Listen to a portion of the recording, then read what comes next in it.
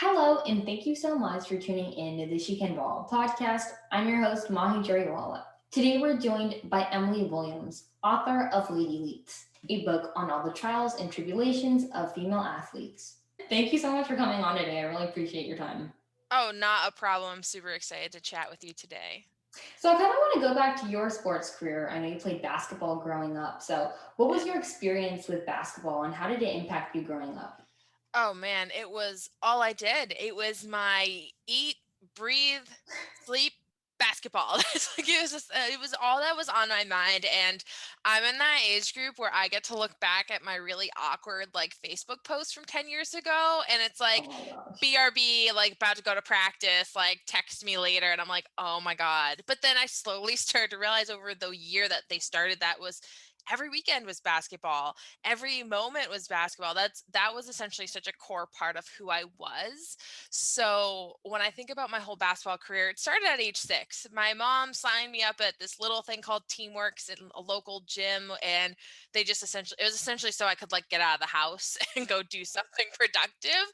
But I really just loved the skills and loved the coaches there. And as I got older, I got signed up for rec. Like I feel like everyone does at some point, whether it's t-ball or volleyball or softball or whatever. And it just kind of became this thing that I really enjoyed. I enjoyed the game. I enjoyed the structure. So when travel started up like that more competitively, my mom put me in that. Mhm. And she would ask me, she's like, do you want to do swimming? Do you want to do these other sports? And I'm like, no, I just want to play basketball. Like that's all I wanted to do. So by age 12, I started doing AAU, and all the way through junior year of high school, that's all I did until I blew out my knees going on a run one day. Essentially, what happens when you specialize is you tone only certain parts of your body. And so my outer quads were super strong, but my inner quads were not, because when you're in basketball, you're literally in a squatting position the entire time, as you know.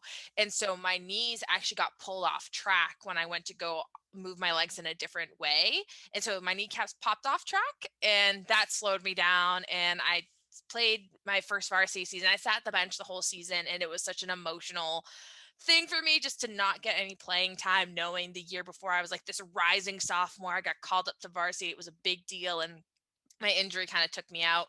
So come senior year, all my friends are doing track. They're like, you'll get playing time in track. No one gets benched in track.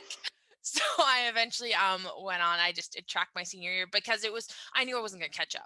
I would essentially have had to work my butt off from the end of junior varsity all the way through just to even catch up to hopefully see some court time. And the varsity coach kind of told me, he's like, you're not going to get playing time your senior year. I'm focusing on the class below you. It's his program, it's his call. So it was just a very emotional decision, but I didn't play senior year.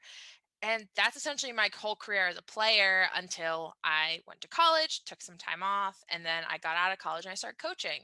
So my career never ended. It just took a small pause because now I'm on the other side being a coach. Exactly. But I feel like I don't know. I feel like it's nice when they tell you straight up because it's better than going there and then kind of just not really knowing what's happening and just like wasting your time Oh, essentially. yeah. It would have been awful, I think, if I went into my senior season, because that's what had happened to another girl who went into her senior season, and she essentially sat the bench her whole year.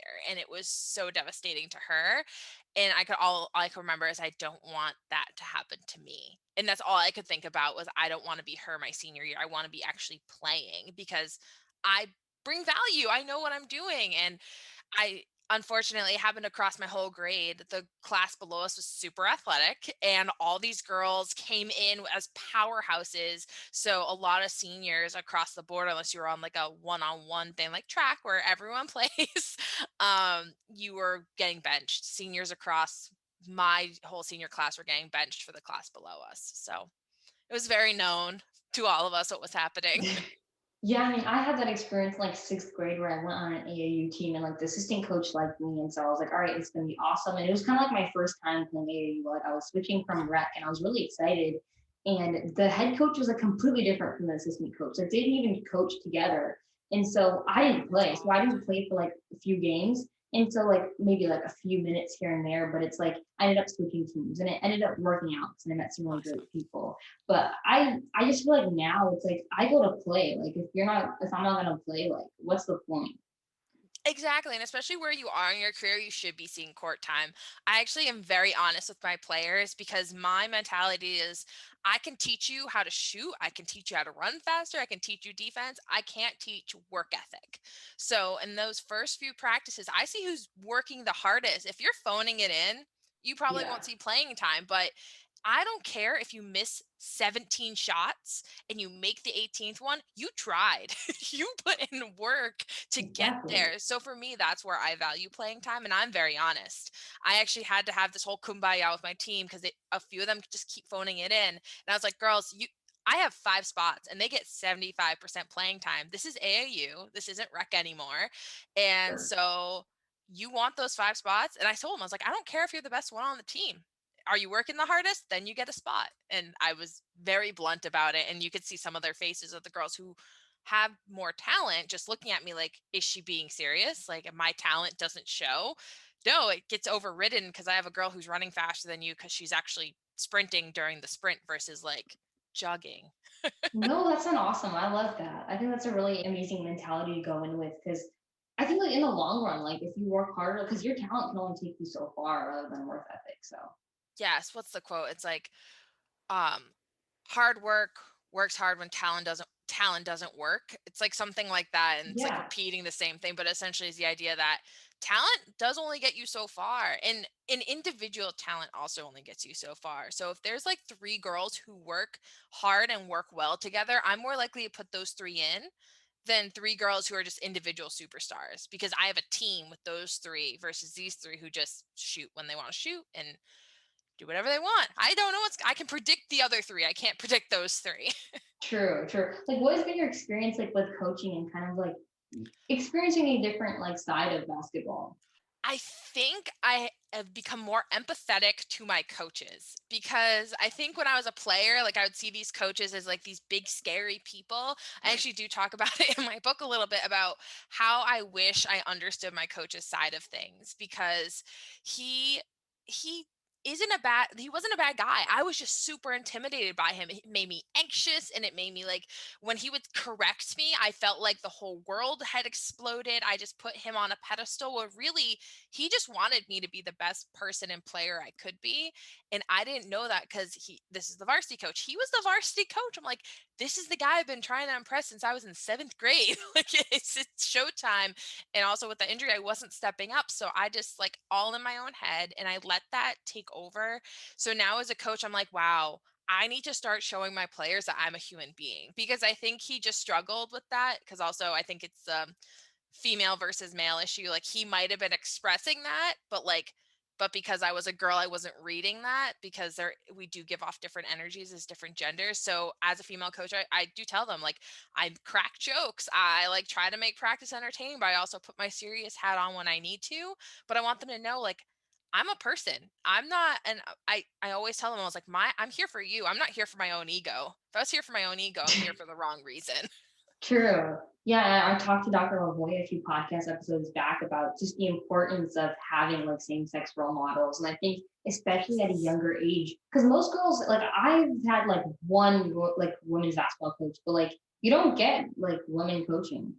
You don't. And I've preached this from like the rooftops that we need more female coaches across all levels, because you get a different dynamic, and I think it gives a space for the players. I talk about her all the time. There's the UCLA gymnastics coach, Coach Val, and her perspective is I give them a space so they can be who they are, and then we start working on skills. Like, you have to, but that's such a feminine approach. And I think it's Yeah. very uniquely in our gender to be like that. And so this is why I really emphasize female coaching is important, because we also value different things. Male coaches might value the talent versus the fundamentals, where my brain is like, I just want you to work hard, I can teach you the fundamentals. So it's just all different perspectives that our genders bring in. And also this thought that if I never had a female coach. The most I think Mm, I had was a female assistant coach. I never had like a female head coach. And it, I wanted to do this. This is something in me, but I was very hesitant because I'm a girl coach going in. Are they going to think differently of me? Are they not going to respect me? I'm also like, My first team, I think I was literally like only 10 years older than. Mm, So I'm also yeah. super young compared to like the two male coaches for the other middle school teams. So I'm like, hey, remember, I am an adult. I'm not just like a teenage big sister. I am an adult and having to drive that home. But those are all challenges women face in the workforce and college across the board. So it was just another spot where I was going to experience having to assert myself as a woman in a power position. But I hope I did it with grace. I always say I hope because I really don't know. I ask them all the time, like a couple of the girls, I still talk to them, like, did I do it right? And they're like, yes, coach, you did it right. Stop questioning yourself. No, I like your coach mentality. I bet you're doing a great job. How important do you think like playing sports is for younger girls, and what do you think needs to be done to keep those girls in sports? So many studies have shown what athletics do for the human race in general. And when we're looking at girls, I mean, I can pull out all the stats. 90% of the female CEOs in Fortune 500 companies played sports. Yeah. A majority of the women who are in any sort of leadership role played sports. So if you're looking at the long-term game, that's why sports is important because it will translate skills throughout your life. But if you're looking at the short-term game, sports keep kids busy and what's considered a social activity. And what I mean social is it's positive, it promotes good life habits versus an antisocial activity, which is something like having a job is actually considered antisocial because you have a boss instead of a coach. You have someone who's there who doesn't care about the person, they care about the job being done. So the reason why kids being in sports is it promotes a lot of long-term life benefits, but also what else would you be doing if you weren't playing sports? Do you have an alternative? Are you in theater? Are you in band? Are you in something else? Or are you just going home and doing homework and then spending time playing video games or like watching TV? So that's kind of why I think it's important. But specifically for girls, it gives you a sense of teamwork and puts you in a spot that I think society doesn't always show light on. It forces, so this is going to get long. So if you if you're looking at like Katy Perry and Taylor Swift, they were best friends and they got in this huge feud and then they made a crap ton of money being catty and vicious. But if you put girls on a team, you can't be catty and vicious and be successful. So I think it shows examples of where collaboration beats competition within a group of girls. So for me, I think that's why it's important because you're forcing a gender that's told to work against each other to actually work with each other. That's why I think it's important. But then on the flip side, how do we keep them in it? It's conversation, it's access, it's putting the right people as coaches. I love my parent coaches. I think they're super helpful, but they should not be head coaches. Yeah. Or at least they No, should for be head sure. coaches of their own kids because then that creates a weird dynamic. And I think having these conversations and just being like, you can keep playing sports because girls are 6 times more likely to drop out of sports between middle school and high school than boys are. And it comes down to stigma and access. And what I focus on a lot is that stigma and also just the fear of failing. That's what I, so as you know, I wrote a book and a lot of what I talk about are tools so that you can overcome the challenges that look super daunting. It might be the reason you drop out of sports overall. Mhm. Yeah, I mean, my sister is one of those. She dropped out in like seventh grade. And I think you're right. Just the conversation of like, you can take this further. I think with boys, it's such a big conversation of like playing college basketball. But like, there's literally more opportunities, I think, for girls because there's less girls. But like, we're not talking about that enough. We're not. And my mom always regrets not putting me in hockey over basketball. She's like, I think you would have enjoyed either one. But I got put in basketball because that's kind of what a lot of the girls in town are doing. But she knew if I was put in hockey, I could have played in college because she's like, you're an athlete. Yeah. I was the kid who fouled out of a lot of games when I was at a certain age. So she's like, you would have done better in hockey because you could have check someone into the boards. I come from a whole hockey family. So like the fact I was like Oh. this like black sheep playing basketball, my mom, my dad, my brother all played hockey. And I'm like, I'm just gonna do this sport instead. So my mom kept saying, you would have had opportunities. You could have had college paid for. There were more scholarship opportunities. So I think that's also something girls don't get talked to about like, hey, do you want to play college ball? Or hey, do you want to go play this other sport past high school? Because for me, it was always high school is the end. I wasn't going to go play college ball. I was kind of just going to go to college. And I wish someone somewhere was like, even if it's D3, you can keep playing. You know? Exactly. And I think even playing different sports. I mean, I'm someone who's like I've only done basketball, and like that's the only thing I like. And I'm like, I don't like anything else. But like Same. you're right, like yeah, it works different parts of your body and stuff. And I think like you can learn so many things like from different sports and like tie them all together.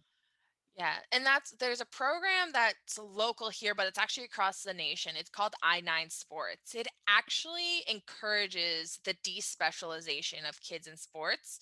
And what I like about it is they go all the way up to age 14. So if you're like a freshman in high school, you can go learn a new sport in kind of a safe space because it's not about competition. It's about fundamentals and like learning and having these coaches who are actually trained to teach you these fundamentals. So I think programs like that are really breaking that barrier down because when's the last time I heard about girls flag football? Never, but there were girls playing in the flag football program. I mean, I was in the basketball program because that was my happy space, but they had volleyball. And I know a lot of girls are now playing volleyball at a really young age. They're not starting in high school, but why don't they have the opportunity to learn? And it's that fear stigma. And I think programs like that are really breaking down those walls. Yeah, it's awesome. I never heard of that, but I'll definitely look into that. I think that's Yeah. interesting. Yeah. So, how did you come up with the idea for Lady-thletes? Oh man, it was a total accident and on a whim conversation. So as you know, we're in COVID and everything's shut down. So COVID hits and I can't coach. I just moved to a new town. I'm trying to like find coaching Mm, opportunities and I couldn't find any. I was emailing rec departments, AAU, like everyone, and they're like, "Sorry, we're shut down." So mm, I was at a halt, like a total halt of I can't do what like makes me happy. I can't do the coaching thing. Like that was like my thing after work and that was kind of my passion. And I was talking with a colleague of mine and she asked me, she's like, it was afterwards, she's like, what would you be doing right now if COVID wasn't happening? And I was like, I'd be coaching girls basketball. And she's like, what? I was like, that's what I used to do before all this happened. And I just started like diarrhea of the mouth, like this is how I coach, like this is my style, I infuse all these other lessons, like I really try to make it about the girl. I like 13-year-old girls. I think they're hilarious. I tell I tell every program, I'm like, give me your middle school team. And they're like, are you crazy? Because there's that stigma of like middle school kids are super hard. I was like, you yeah. just got to get through the shell. Just get through their shell and it will be fine. And so I had this whole dialogue with her and she's like, you have a lot to say about this. I was like, yeah, I do. And it kind of dawned on me. I was like, how do I get this energy, this kind of momentum I had in that moment out of me? And I was like, I have to broaden this to a larger audience. How do I do that? And I was just like, I'm going to write a book. It just like kind of came to me. I was like, I'm going to write a book about all the lessons that I usually would coach as my undertone of like the sport itself. So that's what births Lady-thletes. But like, did you always like writing or like, Oh no, no, no. So my college degree is in mathematics. oh so, my gosh. so I don't like to write. When you get it, so mine's in technically like theoretical math. So I don't think I wrote a sentence in a very long time. So because I'm on a computer, I do like computer stuff Mm, now, and I was like, how do I broach this? How do I start writing? And I actually did a lot of research, like that analytical self of mine. I was like, I'm going to learn how to write. Like, what are the different approaches? Like, how do people do it? And I kind of went with a hybrid model of every day I'm going to sit down for an hour and then I'm just going to almost like write like I talk and just get out all the ideas an hour every day. Cause you can type, the average person can type about 1,000 words every day and in an hour every day. It gets yeah. exhausting after that 1 hour, your hands start to cramp up a little bit. So I was like, okay, I'll just start doing that and see what happens. And I would write an idea out and then the next day I would reread it and be like, okay, let me expand these different sections. And once each kind of section of the book wrote itself, I would go to the next one. And then I hired an editor because again, I haven't written a sentence in a while. So I had Yeah. someone really tear it apart and that was kind of my process. I was like, okay, I'm going to write the rough draft and then I'll have a wordsmith expert come in and clean up my mess. But like, did you write it like with certain chapters? Like, did you have an idea of like what the chapters would be and stuff? I knew I wanted to write about a few different lessons that I had learned. So the first lesson is about how to deal with loss, because that was actually something I had just experienced recently. And it kind of, I was like, how did I learn how to deal with the loss of something? And it came from sports, like not making a team or losing a game. Like those experiences taught me how to deal with the loss, the grieving process. So I essentially worked that into being a first section. The second section, I think actually I wrote first. I wrote that first because that was a lesson a coach had taught me. It was about time management. I knew I Mm, wanted to talk about identity because, as I said, I stopped playing sports at like senior to college time frame, and I went through a sports identity crisis. So, and I did a lot of rebuilding of who am I without the jersey. So, I wanted to talk about that and really kind of build up who are you outside of your sport. I actually saw a really good visual about it the other day. There's the thumbs up and then there's the overall. So thumbs up is where you're an athlete and that's all you are. But when you have your whole hand up, you're an athlete, you are a friend, a family member, and like it had a few other things that build your values out. And I was like, I like that. So that's essentially what my third section is about, is like identity and your ego. The fourth section is about relationships, because for me, sports relationships were a critical part to my whole experience, whether they were good, bad, or ugly.